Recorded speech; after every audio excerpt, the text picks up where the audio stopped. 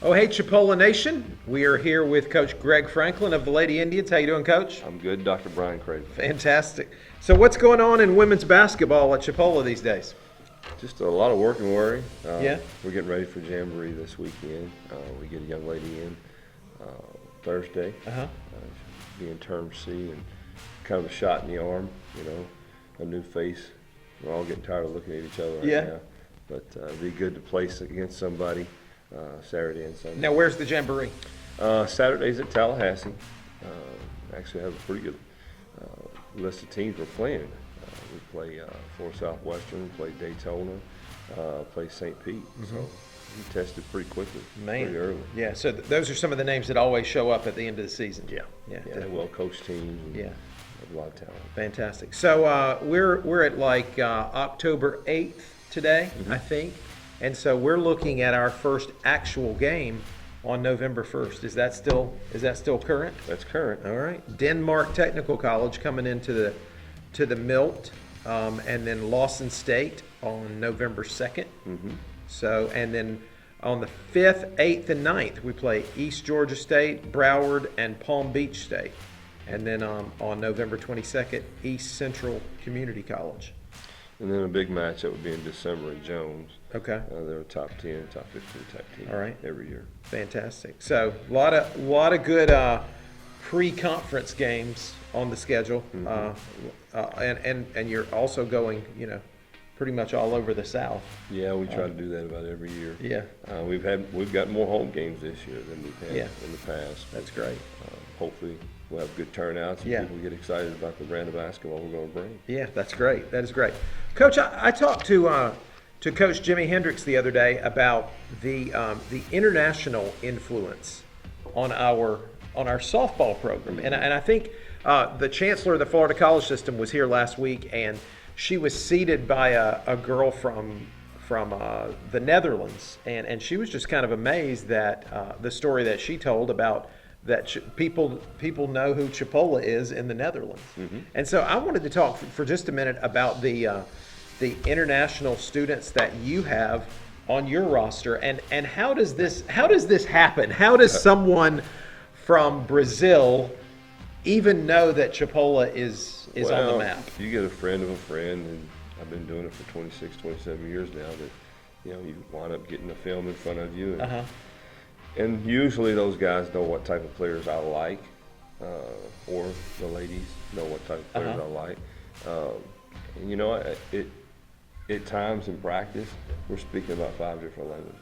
Man, that's fantastic. Well, it's kind of fun, but if you wouldn't mind, go down your list here and tell us where some of our international students are from. Ana Carolina Bernardo, she is from Brazil. Okay.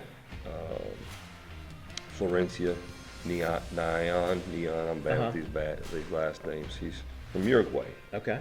It's the first time I've had a kid from Uruguay. Mbaya Simbine, Senegal. Okay. Infunia, I'm not even attempting that last. Yeah. Is from Nigeria. Okay. Habiba Hatim is from Egypt. Wow. And that's just really a lot of people believing in what Chipola does for international students, and believing they're going to get them through and make sure they get the proper support they need to be able to get grades here, be academically sufficient, to move on.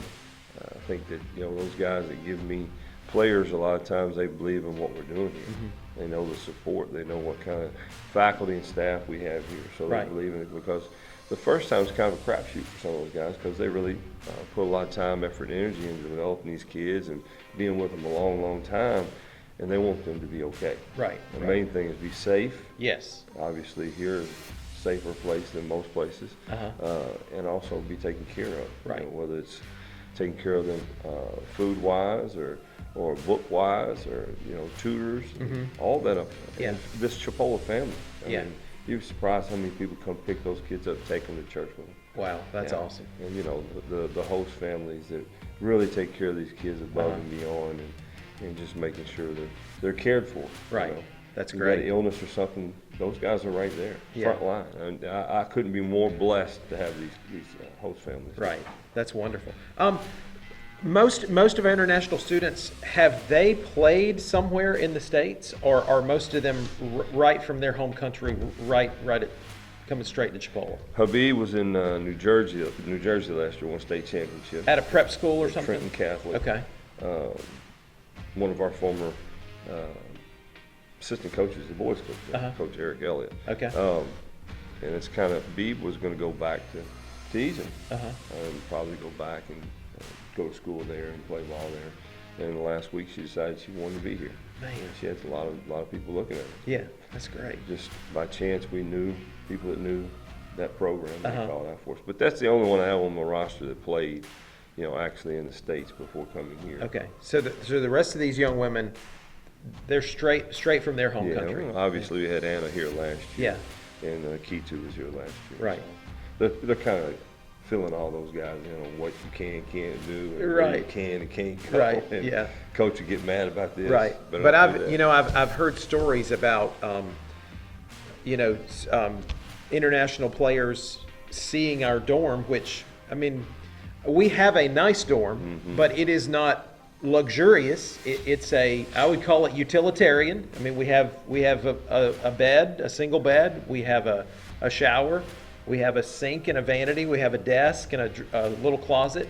And I have heard that some of these young women come from such challenging economic circumstances that they are overwhelmed when they see. Well, I'll say this before I go forward with that. We have been very fortunate that our president has really put in new furniture, and it's a new look in there. It was really nice. Bathrooms are very, very plush. But kids have their own space. They Right. have their own room. There's a back room and a front room, and they share that space. But only two in there, and they share a shower and a vanity. Yeah. And, I mean, it's pretty good. Yeah. But we've made some changes to get to that point. Right. And it's a credit to our president. But I can remember when it first hit me really, really, really hard. I had a player named Chitty. And she came into my office and sat down. She said, "Talk to my mom." And obviously, they get their meal money. We give them. Someone wanted to buy a phone, someone buy food. So she got her phone, and somehow her mother got a hold of a friend's phone, and Chitty FaceTime. And we're showing her room. And she said her mother started crying. I said, "Is that a bad thing?" Yeah. She said, "No, coach, it's the first time I've ever slept in bed." Oh my gracious. And it just hits you, what we have and what we take advantage, what we don't really Take for granted. take for granted. It's just amazing to me. And it's been other players come in and say that, but that one hit me really hard. Yeah. She said her and her sister slept on the floor with her mother. Yeah. Oh man, that's amazing. And then we can't stop our international conversation without talking about our most famous international athlete of all time, which is Evelyn Akator, who broke every rebounding record in the state, in the nation, and went on to a fantastic collegiate career, and now a professional career. I think she had a big summer. This one was, I think, her Nigerian team won the African Basketball League over there of all of that continent. So she had a big summer, and I'm not sure where she's going next year. I haven't talked to her about that, but I'm sure she's going to play for quite a bit of money and live luxurious. I feel. So making a living playing basketball. That's crazy. That's fantastic. I knew her when she walked in here, and she had one bag and was shooting free throws, and if she missed one, she followed her knees and prayed about it. Yeah.